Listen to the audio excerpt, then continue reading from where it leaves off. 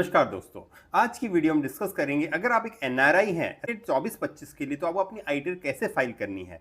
तो सबसे पहले हम समझ लेते हैं को एनआरआई माना जाएगा। तो सबसे पहले भी यहाँ पे जो डेफिनेशन दी गई वो रेजिडेंट के लिए दी गई है। मींस रेजिडेंट किनको माना जाएगा, जो ये कंडीशन फुलफिल कर रहा है उन्हें रेजिडेंट माना जाएगा। तो उसके अलावा जो भी होगा वो नॉन रेजिडेंट माना जाएगा। मींस जिन्होंने ये कंडीशन फुलफिल नहीं की, नीचे की दो कंडीशन है, तो उनको एनआरआई माना जाएगा। तो रेजिडेंट क्या होता है, अगर आप इंडिया में 182 डेज या उससे ज्यादा आप रहे हुए हो तो उस केस में आपको रेजिडेंट माना जाएगा, जो कि फाइनेंशियल 24-25 के लिए कंसिडर किया जाएगा। यहाँ पे मींस आप 1 अप्रैल 2024 से लेकर 31 मार्च 2025 के बीच में 182 डेज रहे हो तो आपको रेजिडेंट माना जाएगा।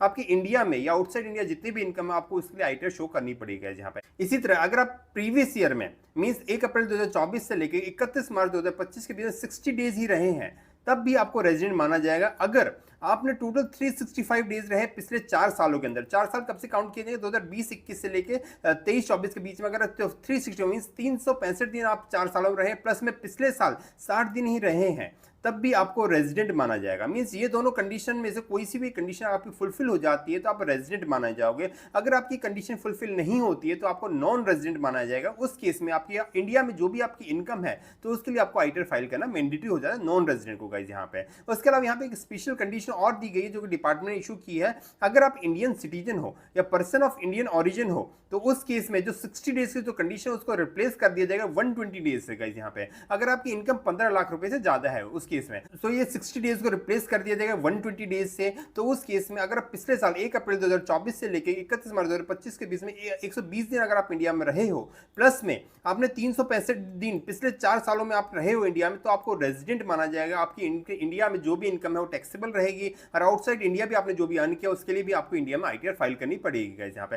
अब इसको एक एग्जांपल समझ लेते हैं कि किसको रेजिडेंट माना जाएगा किसको नॉन रेजिडेंट माना जाएगा यहाँ पे। सो मैंने सभी कंडीशन का समराइज वे में लिख दिया। अगर फाइनेंशियल 24-25 में 182 डेज रहे हैं तब आपको रेजिडेंट माना जाएगा। मींस आपकी इंडिया की और आउटसाइड इंडिया की सारी इनकम के लिए आपको इंडिया में यहाँ पे आईटीआर फाइल करना मैंडेटरी हो जाता है गाइस यहाँ पे। इसी तरह अगर आप 182 दिन से कम रहे हो पर आपने 60 दिन वाली कंडीशन भी पूरी कर ली, मींस पिछले साल 60 दिन रहे हो और उससे पिछले 4 सालों में आपने 365 दिन यहाँ पे कंप्लीट कर लिए हैं तो उस केस में आपको रेजिडेंट ही माना जाएगा। मींस आपकी इंडिया और आउटसाइड इंडिया वाले सारी इनकम के लिए आपको आईटीआर फाइल करना मैंडेटरी हो जाता है यहाँ पे। तो नॉन रेजिडेंट कौन रहा है यहाँ पे फाइनेंशियल 24-25 के लिए, अगर आप 182 दिन से कम मींस 180 डेज से आप कम रहे हो इंडिया में या और 60 दिन वाली कंडीशन भी आपने फुलफिल नहीं की है, मींस आप 10 दिन 12 दिन 15 दिन ऐसे ही रहे हो इंडिया, तो उस केस में आपको एनआरआई माना जाएगा। उस केस में आपको इंडिया में जो भी आपने इनकम अर्न की है उसके लिए आईटीआर फाइल करना मैंडेटरी होगा। आउटसाइड इंडिया के लिए आप एप्लीकेबल नहीं होगा यहाँ पे। इसी तरह आपने 182 डेज वाली कंडीशन भी फुलफिल नहीं की, मींस 182 दिन से भी कम रह रहे हो प्लस 122 डेज वाली कंडीशन जो कि 15 लाख से ज्यादा की इनकम के लिए एप्लीकेबल होती है वो भी कंडीशन आपने फुलफिल नहीं की है तो भी आपको एनआरआई माना जाएगा। उस केस में आपको इंडिया की इनकम के लिए आईटीआर फाइल करना मैंडेटरी हो जाएगा इंडिया में। उसके अलावा आपकी फॉरेन इनकम को आप फॉरेन में ही आप टैक्सेबल होगा, इंडिया में कोई टैक्सेबिलिटी नहीं होगा यहाँ पे। अब बात कर लेते कैसे आपको अपनी इनकम टैक्स रिटर्न फाइल करनी है, कैसे आपको अपने इंटरेस्ट इनकम डिविडेंड इनकम में अपनी आईटीआर में शो करनी है गाइस यहाँ पे। उसके बाद बात करते हैं कैसे आप इनकम टैक्स पोर्टल पर जाकर अपनी रिटर्न को फाइल कर सकते हैं गाइस यहाँ पे। क्योंकि आप एक नॉन रेजिडेंट है तो उस केस में आपको कौन सा आईटीआर फॉर्म सिलेक्ट करना है वो भी हम डिस्कस करेंगे यहाँ पे। तो उसके लिए पहले आपको अपना एआईएस जरूर चेक कर लेना। जो भी एआईएस में आपकी इन्फॉर्मेशन इंडिया में जो भी आपने इनकम अर्न की है वो आपको विजिबल हो रही होगी तो उसको ही आपको अपनी रिटर्न में शो करना है यहाँ पे। उसके अलावा अगर आपकी कोई इनकम है तो उसको भी आपको यहाँ पे रिटर्न में शो करना पड़ता है यहाँ पे। तो पहले आपको अपना एआईएस यहाँ पे क्लिक करके डाउनलोड कर लेना। उसके बाद आपको अपना 26 भी डाउनलोड कर लेना। जो भी आपका यहाँ पे टीडीएस डिडक्ट हुआ होगा इंडिया में वो आपको अपनी इनकम टैक्स रिटर्न में शो करना है यहाँ पे। तो ये दोनों चीज डाउनलोड करने के बाद आपको रिटर्न फाइलिंग स्टार्ट करनी है। तो रिटर्न फाइलिंग करने के लिए ई फाइलिंग वाले ऑप्शन जाएंगे, file your income tax return पे आप क्लिक करेंगे। तो फाइल योर इनकम टैक्स पे जैसे क्लिक करेंगे आपके पास ये डैशबोर्ड ओपन हो जाएगा। डैशबोर्ड ओपन होने के बाद आपको यहाँ पे असेसमेंट सेलेक्ट करना है।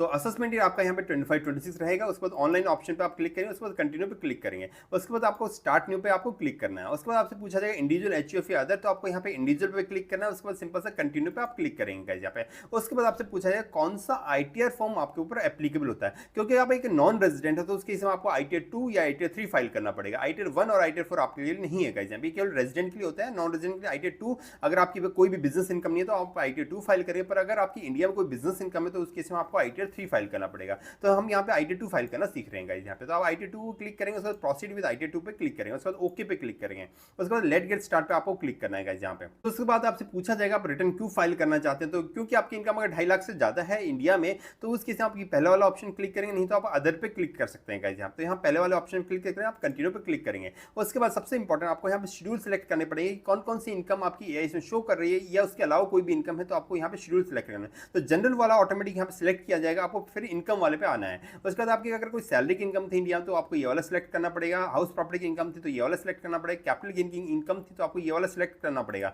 उसके बाद आपको अदर कोई इनकम थी तो आपको ये वाला सिलेक्ट करना पड़ेगा। इस तरह क्रिप्टो की कोई इनकम थी तो ये वाला सिलेक्ट करना पड़ेगा, वीडियो वाला शेड्यूल। उसी तरह आपकी अदर सोर्स मींस आपके सेविंग बैंक से इंटरेस्ट था, डिविडेंड था तो ये वाला शेड्यूल आप सिलेक्ट कर सकते हैं, या कोई स्पेशल रेट की इनकम है तो ये वाला शेड्यूल आपको सिलेक्ट करना पड़ेगा। इस तरह कोई भी आपके एग्जाम्प्ट इनकम थी, लाइक आपने पीएफ का विड्रॉल किया, आपने कोई रेजिग्नेशन डाला, उसके बाद आपको रिटायरमेंट के बाद कोई पैसा मिला तो उस केस में आप ये वाला शेड्यूल आप सिलेक्ट इनकम के लिए आपको ये वाला शेड्यूल सिलेक्ट करना पड़ेगा, तो इसको सिलेक्ट कर लेंगे। उसके बाद आप सिंपल से आप कंटिन्यू पे क्लिक करेंगे। जैसे आप कंटिन्यू पे क्लिक करेंगे आपको ओके पे क्लिक करना है। ओके पे क्लिक करने के बाद आपका यहाँ पे रिटर्न की एक समरी बन, आपने जो भी यहाँ पे शेड्यूल सिलेक्ट किया तो वो सारे दिखेंगे, इनको वन बाय वन आपको कंफर्म करना है। तो सबसे पहले आपको जनरल इन्फॉर्मेशन जाना है। जनरल इन्फॉर्मेशन जाने के बाद आपको फाइलिंग स्टेटस पे जाने के बाद यहाँ पे सेक्शन 139(1) आपको सिलेक्ट करना है। उसके बाद यहाँ पे अगर आप न्यू टैक्स रीजन से फाइल करना चाहते हैं तो नो पे क्लिक करेंगे, ओल्ड टैक्स रीजन में फाइल करना चाहते हैं यहाँ पे आप यस पे क्लिक करना है गाइस यहाँ पे। उसके बाद आपसे रेजिडेंशियल स्टेटस पूछा जाएगा तो आपको नॉन रेजिडेंट आपको यहाँ पे सिलेक्ट करना है। उसके बाद आपके यहाँ non resident in previous year आपको सिलेक्ट करना है। उसके बाद आपको यहाँ पे जुरिस्डिक्शन डालना है, जिस कंट्री का आप रेजिडेंट थे प्रीवियस ईयर में,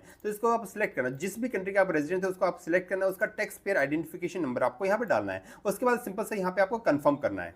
सो जैसे आप कंफर्म कर देंगे जनरल इन्फॉर्मेशन आपकी कंफर्म हो जाएगी। उसके बाद अगर आपकी कोई सैलरी की इनकम है तो आपको सैलरी वाले शेड्यूल पे जाना है। जो भी आपकी इनकम है आपको यहाँ पे ग्रॉस सैलरी में जाके आपको अपडेट करना है। अगर आपकी कोई भी इनकम नहीं है तो सिंपल से इसका आप स्किप करके नेक्स्ट शेड्यूल पे आप जाएंगे यहाँ पे। तो अगर आपके हाउस प्रॉपर्टी की कोई इनकम है, मीन्स आपकी कोई रेंटल इनकम है तो रेंटल वाली इनकम पे आपको जाना है, यहाँ पे ऐड करना है। जो भी आपके रेंटल इनकम होगी उसको आप यहाँ पे अपडेट करेंगे यहाँ पे। इस तरह आपकी कोई कैपिटल गेन से इनकम है तो कैपिटल गेन में आपका शॉर्ट टर्म या लॉन्ग टर्म कैपिटल गेन आपकी एआईएस में अगर शो कर रहा है या आपके ट्रेडिंग स्टेट में कोई भी शो कर रहा है तो आपको यहाँ पे अपडेट करना है। तो शॉर्ट टर्म कैपिटल गेन आपका यहाँ पे विजिबल होगा। अगर 111A वाला है तो आपको यहाँ पे जाना है, सिंपल से इसको ऐड पे क्लिक करेंगे। उसके बाद आपको यहाँ पे 111A सिलेक्ट करना है। उसके बाद अगर आपने जो सेल किया 23 जुलाई से पहले किया है तो उसको आपकी सेल वैल्यू आपको यहाँ डालनी है, उसकी परचेज वैल्यू आपको यहाँ पे डालनी है गाइस यहाँ पे। इस तरह आपने 23 जुलाई के बाद सेल किया है तो उस केस में आपकी जो परचेज वैल्यू है वो आपको यहाँ अपडेट करनी है। सेल वैल्यू आपको यहाँ पे अपडेट करने के बाद आपको सिंपल सा इसको सेव करना है। तो फॉर एग्जांपल आपने यहाँ पे 1 लाख रुपए का सेल किया था और जो परचेज कॉस्ट थी वो 80,000 थी, तो 80,000 यहाँ पे अपडेट कर देंगे। जो भी आपका कैपिटल गेन होगा 20,000 यहाँ पे अपडेट हो जाएगा, उसको सेव कर देंगे यहाँ पे। सेव करने के बाद इस तरह आपका अगर कोई भी लॉन्ग टर्म कैपिटल गेन है तो लॉन्ग टर्म कैपिटल गेन जो भी आपने लिस्टेड शेयर पे जो भी आपने long term capital gain earn किया तो इस वाले ऑप्शन पे जाएंगे, इसको एडिट करेंगे यहाँ पे। एडिट करने के बाद व्यूअर शेड्यूल 12A पे आपके क्लिक करेंगे। उसके बाद ऐड न्यू पे क्लिक करेंगे। उसके बाद आपसे पूछा जाएगा आपने कब एक्वायर किए थे, तो मीन्स आफ्टर 31 जनवरी 2018, तो इसको सिलेक्ट करेंगे। उसके बाद आपने कब सेल किया है उसको सिलेक्ट करेंगे। तो आपने 23 जुलाई से पहले सेल किया तो आप ये वाला ऑप्शन सिलेक्ट करेंगे, नहीं तो 23 जुलाई के बाद वाला आपको अलग से ऐड करना पड़ेगा। तो यहाँ वाला ऑप्शन आप सिलेक्ट करेंगे। उसके बाद आपको कितने में आपने सेल किया था, फॉर एग्जाम्पल आपने यहाँ पे 2 लाख रुपए का सेल किया था तो 2 लाख आपने सेल कॉस्ट डालेंगे, कितने में आपने एक्वायर किया था, फॉर एग्जाम्पल 1 लाख रुपए का आपने एक्वायर किया था तो जो भी आपका कैपिटल गेन होगा यहाँ पे ऑटोमेटिक आ जाएगा, उसको आप सेव कर देंगे यहाँ पे। इसी तरह आपको अगर आप 23 जुलाई के बाद भी सेल किया तो फिर से आप ऐड कर सकते हैं। 23 जुलाई वाली आपको यहाँ सिंपल सा क्लिक करना है। 23 जुलाई के बाद आपने सेल किया था, जो भी आपकी सेल वैल्यू थी वो आपको यहाँ पे अपडेट, जब 2 लाख रुपीज का आपने सेल किया और जब आपने 1,20,000 आपने परचेज किया तो परचेज वैल्यू आप यहाँ पे अपडेट कर देंगे। तो जो भी आपका कैपिटल गेन है वो यहाँ पे ऑटोमेटिक आ जाएगा, उसको सिंपल से सेव कर देंगे। तो उसके बाद आप यहाँ पे सिंपल से इसे कंफर्म कर देंगे। तो जो भी आपका लॉन्ग टर्म कैपिटल गेन था यहाँ पे आ जाएगा, उसको हम सेव करेंगे। उसके बाद जो भी शॉर्ट टर्म लॉन्ग टर्म आपका यहाँ पे अपडेट हो जाएगा यहाँ पे, उसका आपको कंफर्म करना है यहाँ पे। कंफर्म करने के बाद आपको यहाँ पे कैपिटल गेन वाला शेड्यूल आपका कंफर्म हो गया है। तो जो भी लॉन्ग टर्म कैपिटल गेन है उसके लिए अलग से शेड्यूल होता है 112A, तो यहाँ पे ऑटोमेटिक आपको जो आपने पहले डाला था यहाँ पे सेव हो जाएगा, उसको हम कंफर्म कर देंगे यहाँ पे। तो ये दोनों शेड्यूल आपके कंफर्म हो गए। इसी तरह आपने अगर इंडिया में कोई भी क्रिप्टो की सेल की है तो क्रिप्टो की सेल की है तो उसको ओके करेंगे। यहाँ पे आपको क्रिप्टो की परचेज वैल्यू और आपकी जो भी किस दिन आपने एक्वायर किया, किस दिन आपने ट्रांसफर किया, वो वैल्यू आपको डालनी पड़ेगी। तो उसके बाद आपको कैपिटल गेन सेलेक्ट करना पड़ेगा। उसके बाद आपको cost of exchange, for example आपने जो परचेज कॉस्ट की थी आपको परचेज डेट आपको यहाँ पे डालनी पड़ेगी। फॉर एग्जाम्पल आपने 1 अक्टूबर को परचेज किया था, 4 फरवरी को आपने सेल कर दिया। उसके बाद आपका यहाँ कैपिटल गेन ऑटोमेटिक आ ही गया है, आपने कितने में एक्वायर किया था। तो यहाँ पे आपको इंडिविजुअल डेट वाइज रिकॉर्ड डालने पड़ेंगे कि जितनी बार आपने सेल किया उतनी बार आपको यहाँ रिकॉर्ड ऐड करने पड़ेंगे। फॉर एग्जाम्पल आपने 1000 रुपीज़ का यहाँ पे एक्वायर किया था, उसको 3000 में आपने सेल कर दिया, तो जो भी आपका प्रॉफिट होगा यहाँ पे ऑटोमेटिक आ जाएगा। इस पर आपको 30% आपको टैक्स देना पड़ेगा यहाँ पे, क्योंकि यहाँ पे टीडीएस कम करता है पर आपको टैक्स पूरा 30% के हिसाब से देना पड़ेगा। इसको हम सेव कर देंगे। इसी तरह आपको कोई नेक्स्ट ट्रांजेक्शन नेक्स्ट डेट को आपने कुछ भी सेल किया तो वो उसका ऐड करेंगे। तो इसी तरह जितने भी आपके रिकॉर्ड्स हैं उनको 1 बाय 1 आपको ऐड करना है, उसको सेव करना है। तो जो भी आपका प्रॉफिट होगा उस पर आपको टैक्स देना पड़ेगा, जो लॉस होगा उसका कोई भी सेट ऑफ नहीं होगा, उसको इग्नोर करेगा डिपार्टमेंट गाइस यहाँ पे। तो इनको सेव करने के बाद आप सिंपल से यहाँ पे शेड्यूल को कंफर्म कर देना है गाइस यहाँ पे। तो इससे आपका क्रिप्टो वाला शेड्यूल यहाँ पे अपडेट हो जाएगा। इस तरह आपके अदर सोर्सेज कोई इनकम थी, लाइक आपने इंटरेस्ट आपने इंडिया में अर्न किया था, या आपके कोई डिविडेंड आपने इंडिया में अर्न किया, तो ये वाली इनकम आपको यहाँ पे ऑटोमेटिक आ जाएगा। अगर नहीं आ रही तो आपको एआई से या आपका जो बैंक स्टेटमेंट जो भी आपका क्रेडिट हुआ उसको चेक करना है, उसके बाद यहाँ पे आपको अपडेट करना है। तो डिविडेंड इनकम आपको यहाँ पे अपडेट करनी है, इंटरेस्ट इनकम आपको यहाँ पे अपडेट करनी है। इस तरह आपको कोई रेंटल इनकम थी वो यहाँ पे अपडेट करनी है। इस तरह आपकी कोई स्पेशल रेट की इनकम थी, लाइक आपने कोई गेमिंग इनकम अर्न की है इंडिया में,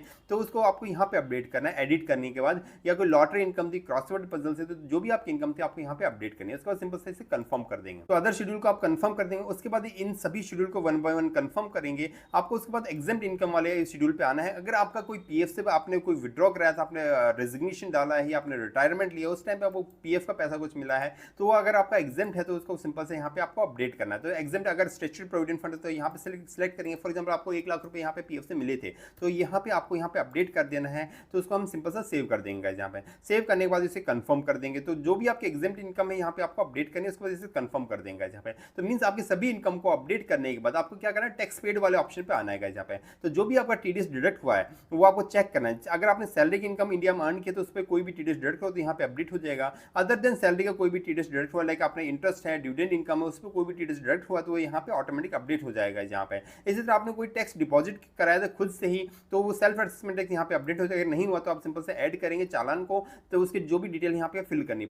इस तरह आपको कोई भी टीसीएस डिडक्ट हुआ तो टीसीएस पे आप क्लिक करेंगे तो यहाँ पे टीसीएस की वैल्यू आपको यहाँ दिख जाएगी। उसके बाद सिंपल से इसे कंफर्म कर देंगे। सभी चीजों को अपने 26 से मैच कर लेना, उसके बाद इसको कंफर्म करना है गाइस यहाँ पे। कंफर्म करने के बाद आपको यहाँ पे लास्ट वाले शेड्यूल पे आना है। सभी शेड्यूल को आप वन बाय वन कंफर्म कर लेंगे। और उसके बाद जो भी आपका टैक्स बन रहा है या जो भी आपका रिफंडेबल अमाउंट है यहाँ पे विजिबल हो जाएगा लास्ट वाले में। तो जो भी आपका टैक्स बन रहा है वो आपको पे करना पड़ेगा। अगर आपको कोई रिफंड बन रहा है तो वो आपके अकाउंट में क्रेडिट हो जाएगा यहाँ पे। तो अगर टैक्स बन रहा है तो पहले आपको पे करना पड़ेगा। पे करने के लिए आपको यहाँ पे फोन पे, नेट बैंकिंग, जो भी आपको मोड विजिबल होगा उसके बेसिस आपको पे करना है। उसका चालान सिंपल से यहाँ बैक आएंगे गाइस यहाँ पे। जो भी टैक्स पेड वाला है इसमें आपको एडवांस टैक्स वाले में आपको ऐड करना है, उसके बाद इसको कंफर्म करना है। मींस सारी चीजें आप जो भी आपने टैक्स पे किया वो आप पहले ऐड करना है, उसके बाद इसको कंफर्म कर देंगे। तो अगर आपकी सारी अपडेट हो गया, जो भी आपका टैक्स यहाँ पे अपडेट हो गया, तो उसके बाद जो भी आपका यहाँ पे टैक्स लायबिलिटी वो जीरो हो जाएगी। जो अभी 14,000 यहाँ पे दिख रही है तो ये जीरो हो जाएगी। उसके बाद आप सिंपल से इसे कंफर्म करेंगे। इस वाले शेड्यूल यहाँ कंफर्म का ऑप्शन आ जाएगा। उसके बाद कंफर्म करने के बाद आपको यहाँ पे प्रोसीड टू वेरीफाई पे जाना है। यहाँ पे प्रोसीड टू वेरीफाई जाने के बाद आपको यहाँ पे